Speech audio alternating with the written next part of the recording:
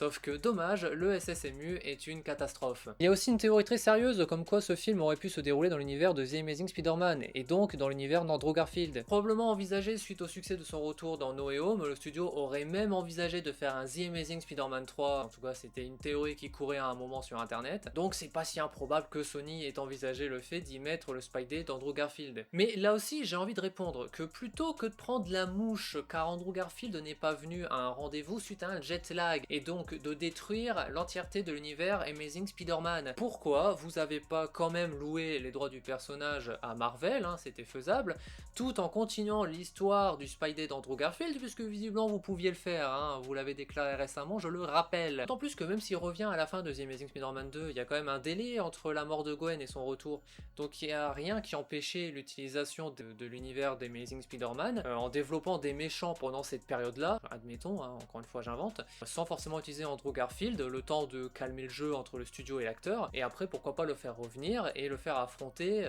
les Sinister Six. Je sais pas, encore une fois, je ne suis pas scénariste, mais bon, de toute façon, vous aviez un univers qui était déjà installé, pourquoi ne pas continuer à l'utiliser puisque vous pouviez le faire, les gars?